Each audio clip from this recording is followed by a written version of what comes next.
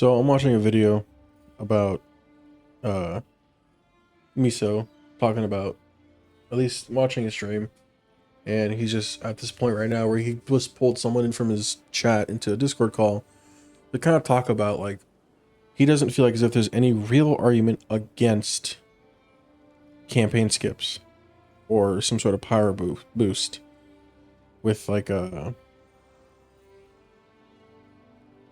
like a free 24 point boost. Um in terms of like a campaign sort of like expediter. So I was like, as he's as he's kind of talking about it, I'm sort of talking to myself about, you know, I don't know. I don't really think I have too much of an argument or too much of a point to make on it. But then as I kind of watched more of it, I started to think about it even more as I'm just kind of like playing Path of Exile. I started thinking about it a little bit more,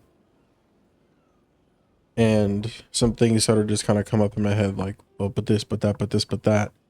So I realized, like, I should probably just kind of put this down somewhere and just kind of talk about it. Throw my 2 cents into the void.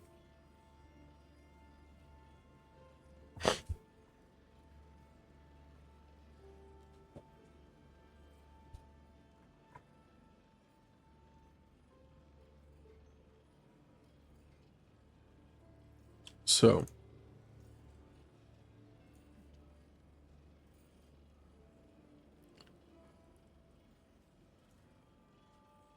a campaign skip, right? What does this mean? Obviously, the devs have seemingly not entertained this at all. And I'm in the camp that they shouldn't. At least with A, right? I don't feel like they should entertain this at all. This is a bad idea for a million of reasons, but other than just saying bad idea, don't do it, I figured like I should probably kind of write down a little bit more as to why I think it's a bad idea. But let's just run some hypotheticals, because right now obviously this is all we have. This is hypotheticals. This doesn't exist, nor will it likely ever exist, but maybe just thinking about it, thought exercise might help kind of, I guess, discern why maybe we shouldn't, and or maybe we should consider other options. And even then, I'm still kind of hesitant on it. But anyways, so a campaign skip. What does a campaign skip look like for Path of Exile 2? Because in Diablo 4, there's a campaign skip. And I don't really want to get into that too much in the detail because I don't really know enough about it. But as far as I know, you just kind of skip the campaign. You're dropped into the end game with some kind of like mid gear and I think some gold. I think it's about it. But you're just dropped into the end game. You had nothing to do with the campaign, and you just move on. Right? You just start grinding out the end game stuff at the beginning tiers, beginning levels, whatever. For Path of Exile 2, though, what does that look like? Right? So some things that we can probably kind of assume, right? You're level 65, and you are now at the start of endgame, where you can put in your first tier 1 waystone. Okay. So we skipped campaign. We're now level 65. We have 65 passive points. Do we have the extra 24 bonus points? Because if we do, then technically you have plus 24 passive points, right? So you now have a total of, what is that? 89 passive points. Okay. You have 89 passive points to just dump into your tree all at once. Who does this benefit? Does this benefit somebody who knows the game, who knows the builds, or does this benefit somebody who doesn't know the game, who ought to spend their time slowly building something out to get to this point? So that way when they get into maps, they don't get instantly obliterated by a white monster, right? I think this will obviously benefit people with knowledge, because this is very much a game, very much an IP where knowledge is power. It is the defining factor between somebody who's going to succeed in the game and somebody who's going to have a hard time. The campaign skip, at least in the argument he's seemingly making, is more focused on the person who doesn't have time. Now, last I checked, when you don't have time to invest in something, you're likely not going to be as far advanced in knowledge on that thing as somebody who does. So this doesn't immediately, in my mind, benefit a person who doesn't have enough time, who wants to quote unquote try other builds. This is just for the person who's already kind of okay at the game, probably, right? There's probably like a graph somewhere. I don't really want to draw out a graph per se right this second, but something along the lines of like, you know, you got this graph, like something like this, where you have like, it's probably like some sort of like bell curve, right? Where you'll get this. Maybe if I attach several blades. You get, I'd say maybe like 10% of people here, 10% of people here, 80% of people here. In terms of, I'm going to just use the all-encompassing, like, skill, right? Because I don't know how else to word this. Skill.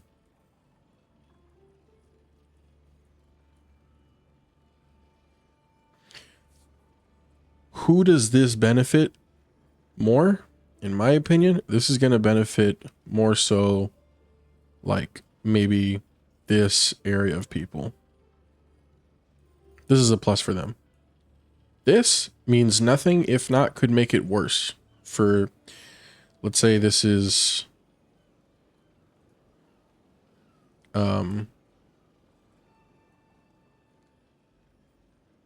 this is 80, this is 40.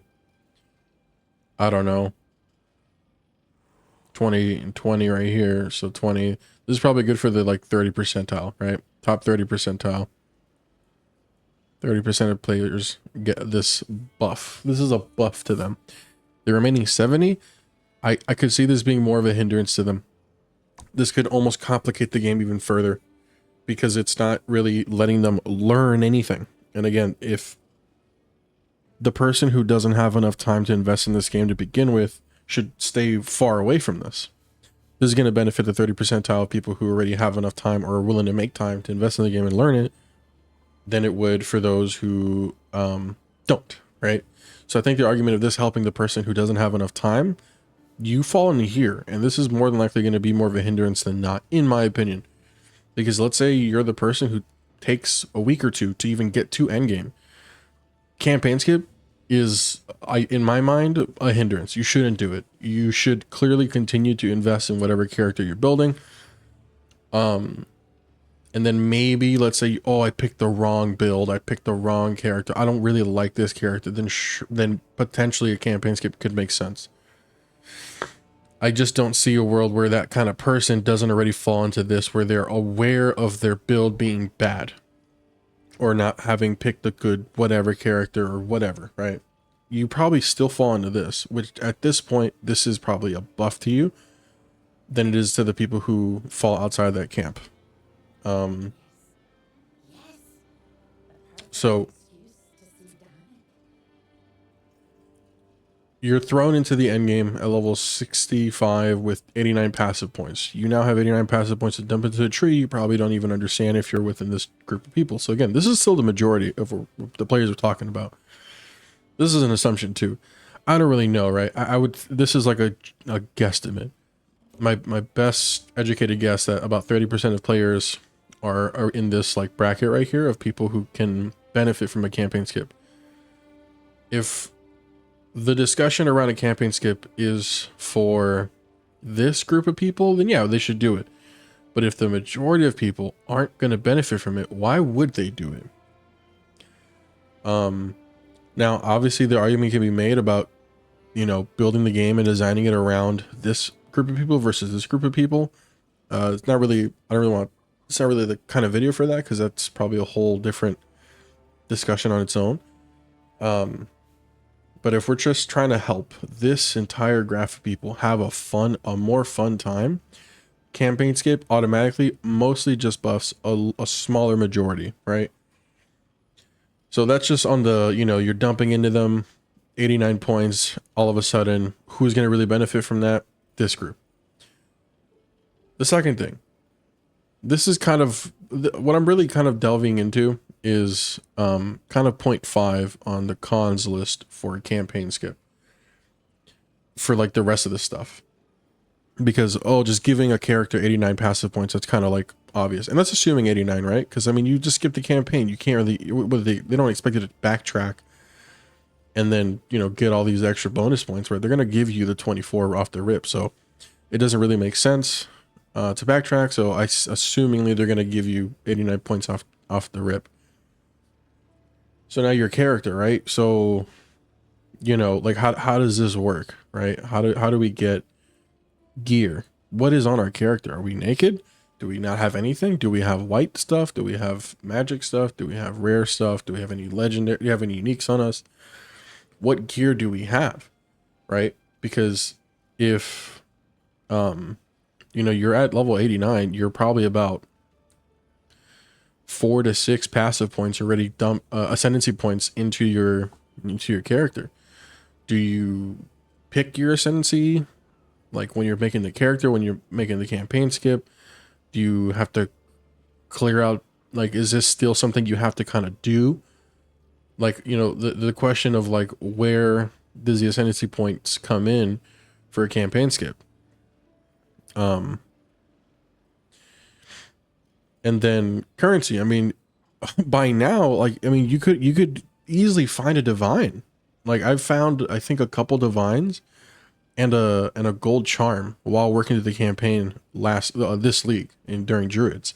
A gold charm that by this point in the league is worth, I don't know, a few hundred divines, but at the time it was worth like 30, 40 divines or something, because, you know, it was so early in the league. But, you know, there was like a handful of them still on sale, albeit powerful. Probably best to just keep it, but in terms of just, you know, capital, you know, that was worth a lot of money. That kind of accelerated my build making abilities like way faster. But regardless, if you just skip the campaign, is the game going to give you a divine? Is it going to give you like exalt? Is it going to give you this, that, and the other? And how is that not exploitable? You know, like, you just bum rush to the campaign and you just start making a bunch of campaign skips. So like, in my mind, like, there should be no currency given to you. Really, there should be very little. Maybe some scrolls, maybe some augs and transmutes, maybe a handful of regals, 5 exalts. I don't know, right? I think the currency question is like, realistically, you're already taking this massive power boost in terms of just kind of skipping stuff. And then the likelihood of them starting you off naked is probably low. They're probably going to give you something with like flat physical damage, right? Or if you're a caster, something with just flat spell damage, right? No particular gearing into any elemental or crit or anything like that, right? Just flat physical or flat spell damage is my guess in terms of gear. If we were to hypothetically slap gear onto your character versus what, not giving them gear. And then same with currency. I don't think you should start with any currency. If you're already starting with some sort of gear and you're already starting with 89 passive points, I mean, to get to start running just some tier 1 maps, ideally with some mid gear and maybe 2 passive points to just be able to pick your ascendancy off the rip. You know, this is probably enough power, if you will, to just kind of start running tier 1 maps, and then you can kind of grind your way through that. And then gold, of course, for trading, right? Do you start off with any gold, like maybe 10,000, 100,000, 50,000, 100, no gold, right? There's too many variables in here that can really mess up the economy if found ways to exploit, and there will be people who will find a way to exploit this. So the amount of variables in a campaign skip that I just kind of like hypothetically lined out you know, draws a lot of questions into the equation than they are potentially like, you know, hypothetically solving, right? And I'll get into the pros and cons for both of these, but I just kind of wanted to just kind of draw out first a campaign skip scenario. And then there's the another potential option where you're just, you know, you finish the campaign, you get to endgame, maybe there's a prerequisite. Maybe you, similar to the tablets, maybe you have to kill Arbiter first, or maybe you, I don't know, have to get all 40 ascendancy points. All 40 passive points, or whatever the new tree is going to look like. Some sort of prerequisite before you can technically not have a campaign skip, but have a campaign boost, right? I mean, this is kind of cut and dry. There's not really much to outline here, in my opinion, because you'll still start off on the beach with nothing. But when you're looking at your character, you know, this will say like 24, right? At the bottom left. So it's kind of a power boost, right? You should be able to pretty much knock off more enemies kind of off the rip. You know, you should be able to kind of kill those earlier bosses a little faster, clear through some of the beginning areas a little quicker. But you'll probably still be starting off at level 1 just with the passive points, right? So this is a pretty cut and dry example. I can't really think of anything too complicated in a world where this has to be really, really thought out. This is kind of just slap 24 points on a new character. You just kind of get a move on, because this also saves you time and blah, blah, blah. Anyways. So these are the two hypothetical lined out scenarios: a campaign skip and free 24 points after your first character has met whatever prerequisite is required for either or, right? Okay. So the pros and cons for a campaign skip. I think the pros, where this was kind of tough to think out because there's a lot of hypotheticals in here, like the hypothetical person, the hypothetical economy, the hypothetical time, blah, blah, blah. You know, how much you're saving, blah, blah, blah. So anyways, with the campaign skip, yes, you're saving time. I think this is the number one buff ultimately that everyone really is just kind of looking out for. Is this is the winner here, right? It's just the save in time, because this is probably the biggest argument that people have with the campaign right now, is that a lot of people enjoy the campaign. I myself really like the campaign. I think it is currently, in its current state, the best part of Path of Exile 2 is the campaign experience. You know, really going from 0 to hero, not all the way to mirror tier hero, if you will, but you know, a campaign hero. So someone where you get to the end game and you're just blasting through probably the first 5 to 10 tiers relatively smoothly, ideally, right? Because if you've put time into, you know, thinking about your build, or if you're following a build or what have you, by the time you get to endgame, it should be kind of a smoother transition in terms of player power, up until you get to the last like 5 tiers or so of the maps that you really have to start engaging with the economy, or engaging with crafting out some better gear, where it's really gonna matter. So yeah, I think saving time is probably the number one pro, and I think everyone kind of feels this way. But I'm sure there are other ways to quote unquote save time in the campaign, like some movement skills. I don't know. Something kind of simple like that, I think would pretty much, if we had some movement skills, I think this whole argument would just get thrown out the window, because people will find a way of just blasting through the campaign. Because right now people are able to finish the campaign in about 4 or 5 hours or something like that, if I'm not mistaken, or less. With some movement skills, I mean, you're really just chunking down that time, I would assume. So again, the number one pro is definitely save time. Now, the con is, in my opinion, is that you do have less time, right? You don't have as much time now with the game, in my opinion. This is kind of the, like, I had to go through it, so you have to kind of like argument that I don't really stand with either. I don't really agree that, oh, because for 4 leagues, I had to go through the campaign every single time I made a new character. So you have to, or it's always been this way. So therefore it should always stay this way. I don't think it's a fair argument, but realistically, less time with the game means you're just building up less knowledge. Again, this is assuming you are completed one character's prerequisite to be able to unlock a campaign skip. You are ultimately spending less time with the game, regardless. Now, and that means less time learning, less time running into more nuanced predicaments where you have to kind of learn something that ultimately, like I said in the beginning, knowledge is going to be power in this game. So less time means less knowledge means less power. I don't see the benefit in that just because you save yourself 4 or 5 hours on average. Or again, if you're the guy who's somewhere over here that spends a week or two to just get through the campaign, I mean, you're really, really shooting yourself in the foot now.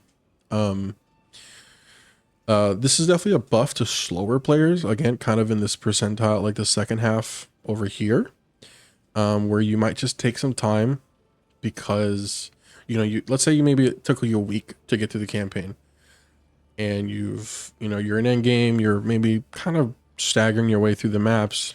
You haven't really hit tier 15 and you probably won't for like maybe another couple weeks at most, I would think, maybe a week or so.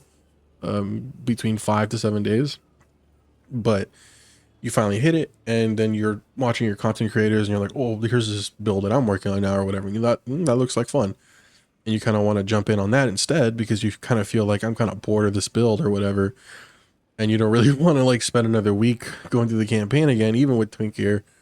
So a campaign skip might help that kind of person. But on the flip side, the person who's already in this 30th percentile, who already cleared the campaign within, like, let's say between 4 and 10 hours, right? Whatever. I mean, they just got a big buff. Then now they're extra ahead of you, right? Because if they're already good at kind of running the campaign with obviously less and less better gear, I mean, just boosting them straight to the end games. I mean, they're just gonna like. You're giving nitrous to a time machine. Like they were already ahead of you. Now they're just like, they're weeks ahead of you now, in essence, right? So the person who ideally this benefits in comparison to this person, these people, this bell curve just got like shunted to the left. Like this top bell just got like, it starts to look more like this. Oops. It starts to look more like this,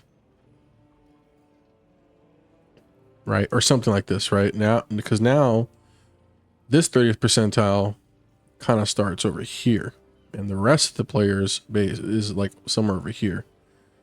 So this is now the 30th percentile, and they take a vast majority of this graph, if you will.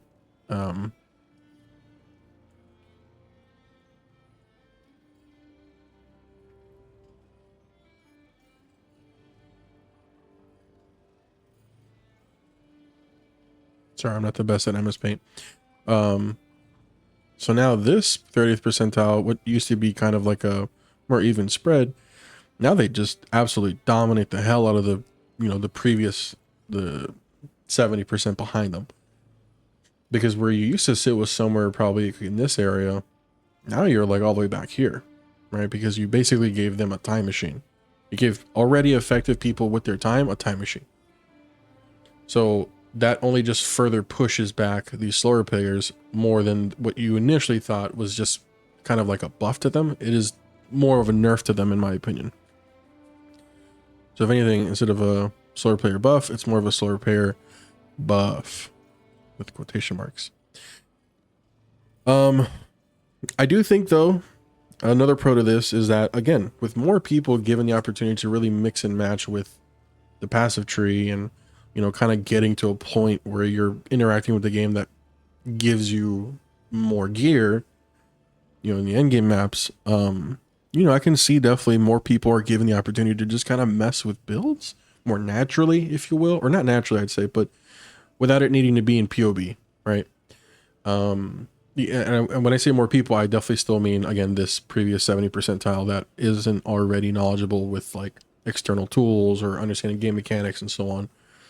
I think more of the average player getting to directly create a character in the game and be able to mess with it and be able to like, mess with passive trees and stuff and different skill gems and so on. I think more build diversity will be unlocked, but I also feel like that just further accelerates meta discovery in that like more people will gravitate towards meta stuff. And I think overall the argument revolving around meta builds, power creep, and so on, I think that'll just kind of propagate that problem further, right? And this is kind of in a bubble. This whole thought experiment is just in a bubble because But the angular momentum this is assuming no more influences to the passive tree. Like this is basically if we had this in this version of the game as it is right now in Druid 0.41 or whatever it is.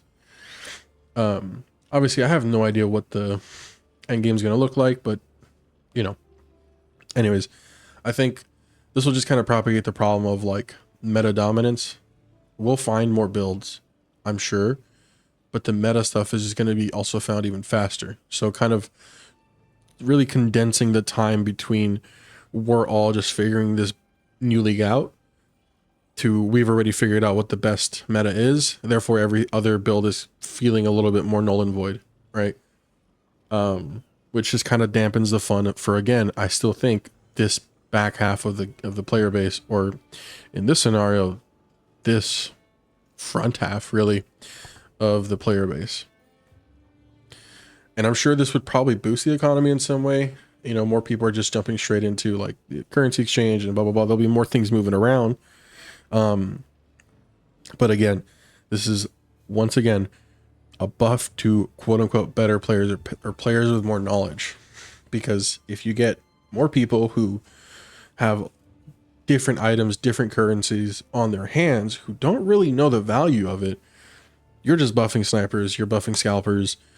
And ultimately, this will likely just introduce a lot more currency into the endgame that is otherwise more valuable at a more natural pace than if we were to just kind of dump a bunch of people generating currency and dumping that into the economy at a more unnatural pace. Again, this is just assuming like, let's say 50% of the players even do a campaign skip. Ultimately, I can just see it being more of a hindrance on the economy by creating a bigger divide between the have and the have-nots, or the rich and the poor. Because again, this is a buff to the better players more than it is a help to the slower players, in my opinion. And then lastly, on the cons, I mean, this just sounds like fucking development hell for the developers, like trying to figure all this shit out, like the millions and millions of different variables that they have to take into account for a campaign skip for a game like this. I mean, I just can't imagine this being something that is done easily or quickly, or it just sounds like it sounds like an almost entirely separate system within the game that they have to kind of upkeep with every single league update, every single balance. And in the ways this interacts with broken builds, and the way this interacts with just the player economy, like this just sounds like this has too many variables to ever be realistically implemented and upkept with. I could see maybe like a fresher league kind of thing where they try it out, but I just don't see it being something that will ever be going core just for the development help part alone. Forget about the other cons. It just sounds like way too much more work than they would ever want to devote any development time towards, when they could be devoting it towards making the already existing game richer, fuller, more fun. So ultimately, I think this whole thing is a bad idea. This should never happen. Ever. Now, for the free 24 points thing, I mean, like I said, you get a quick power boost. Technically, you know, you're gaining more XP because you're able to just kind of clear things more quicker, and your starting level is just going to be, in a sense, at 24, right? So you kind of start at level 24 in a way. So the pros with this is that, again, similar to the first one, you save more time, but because you're going to be really just blasting through the first hour, I'd say, really, that's really all you really save, I'd say, like maybe hour or two with the start of the game. You kind of make it even more tedious than if you were to build something with it, in my opinion, because it's now just like, oh, you're really just, you're kind of doing this like leg shake syndrome kind of thing where you're just like, you're just really just trying, okay, yeah, I gotta go clear the you know, the worm and in that cave. Okay, yeah, I'm gonna go kill you know, the dude in the red veil. Like, you know, you're just kind of like, you feel even more antsy with the beginning parts of the game. You're really just like, okay, yeah, I can just kind of clear these guys out like super duper quick. Let me just, you feel like as if you're trying to accelerate something that's already been accelerated for you, and now it feels even more tedious because you're really just trying to get through it now without really thinking about it, because it matters to you even less now. And again, knowledge, right? You're buffing people with less knowledge for sure. I mean, ideally by this point they have some more knowledge, right? They made it through the campaign, they made it to whatever, they completed whatever. But it's still just less time with it, right? Again, ultimately, if you're just spending less time with the game, that's just less knowledge, in my opinion. And it is, and in my opinion, it is more of a short-term gain. Uh, in terms of again, that initial like, I'm sure you know, in the first trial league where they ever try to do this, if they ever try to do this, it'll feel good, right? Initially, you know, you've because you've earned it, right? You've did whatever the prerequisite was. You want to start a new build. You make a new build. I want to run the druid next. You run the druid. You do the little power boot, the campaign boost thing. You know, you wake up on the beach and instantly you have 24 points to immediately spec into your character. That's gonna feel good initially. But again, why did we need to even get to this point to begin with? Because there are some more underlying fundamental issues, at least that some players feel like are issues with the campaign experience. That they feel the need to skip any of it. It feels it's a band-aid solution. If the campaign's more fun, if it's something you don't want to skip out on, if it, or at the very least, it's something that you can, for the players who have the knowledge base and the ability to understand the game's mechanics, if there are systems in place to help those players while also aiding the players who fall in this back 70 percentile, like more tutorials, better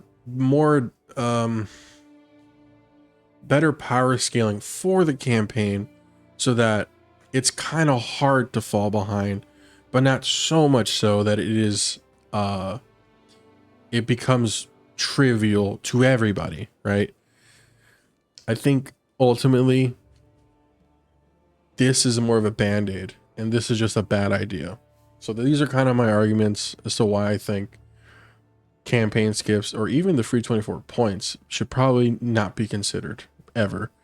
I think we should address underlying issues, fundamental design with the campaign and its progression to endgame before we consider skipping any of it.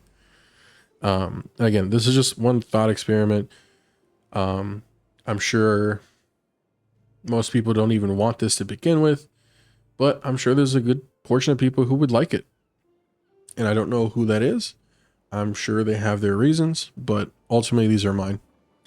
And just as a fun, quick little experiment as well with the free 24 points, I was just curious as to like, well, what does that really get you, right? You know, you start up on the beach, immediately you have 24 points. What do you even put it in? Because, you know, you're not starting with an ascendancy. You're not starting with gear. You're not, it's nothing. It's just 24 points. What does that really get you? So I just ran some hypotheticals with every class that there is right now, in terms of like, what does it really improve stats wise? Because ultimately you want to just hit things harder, kill things quicker, move a little faster. So with the Huntress, again, this is all hypothetical, right? In that I don't really know what you're going to be going for this next build, but I would assume it's only 24 points. You're not really getting that much out of it, at least not with this kind of tree that, you know, in Path of Exile 2's tree, you're not going to get too much out of 24 points. And ultimately, in the beginning, you really just want to kill stuff quicker. You're not really wanting to craft anything meta. You're not going to be taking travel nodes. You're just going to want damage, as far as I know.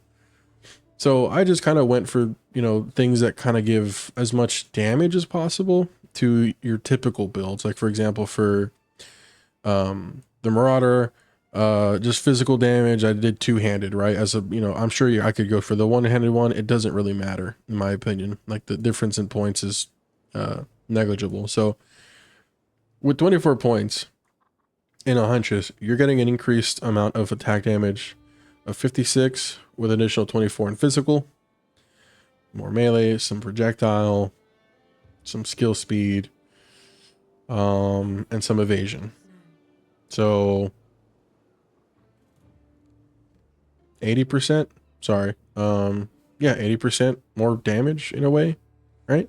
With the Huntress, you get 80% more damage off the rip. And again, what is 80% of a skill gem that does 24 damage? I am pulling out my calculator for that. Let's say the skill gem, let's say Whirling Assault immediately, because that's really the only skill gem you'll just get. Let's say that thing does like 20 damage. What's an additional 80% of that?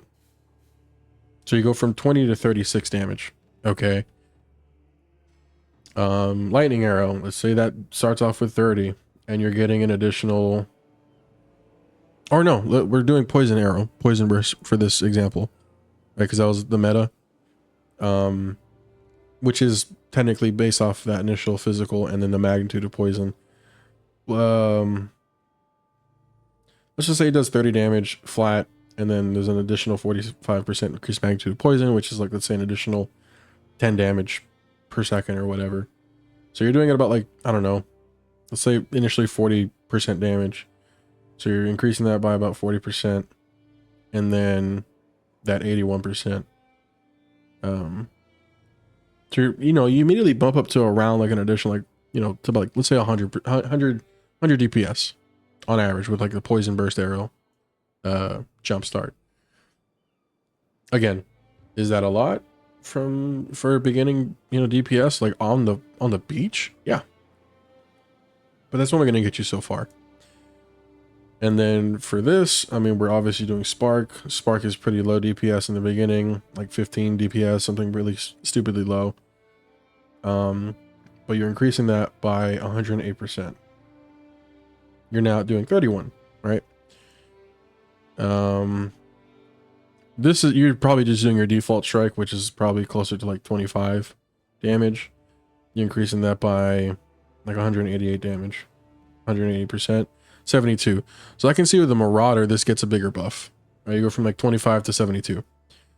Oh, I was doing Spark, my bad. This is probably eating Essence Drain, or, you know, that Contagion skill. And then for, you know, this is, you're probably going to do Spark or something. Spark, again, is doing like 15. And then you're adding an additional 146 and 146. I mean, you go from like 15 to 47 on average. Projectile damage, I mean, you get the point, right? You're only getting so much more damage. Like, you know, 96% out of 20 to 30 DPS is really not that big of a buff, right? So what are we really winning and what are we really losing here? I think you're gaining very little and losing a lot more. So even if we were to side with the argument of a free 24 passive point, the real save here is that you don't have to do all the extra quests, all the extra little side quests stuff. But the power bonus to it is negligible at best. Obviously, this scales better as you go through the campaign, but in the beginning, which is technically, again, the whole point of this is to save you more time through the campaign, by about act 3 or 4, you're really not going to notice too much of a difference than if you were just playing the campaign normally. Where you might save yourself at most, again, if you're an efficient player, 30 minutes to an hour doing all the extra side stuff to get these extra passive points. So ultimately, I don't see this being a win either, because it doesn't really save much, and I feel like you lose more than you save. And same with this. So this whole argument, in my opinion, is overall a net negative in its current state, with the passive tree that we have, with the builds that we have, with the classes we have, the economy that we have. In the future, maybe this can be rediscussed with more context, with more power in the passive tree, more power in the Atlas tree. I don't know. But as it stands right now, in my opinion, this is more negative than positive. Yeah, I don't really know what else to say about it.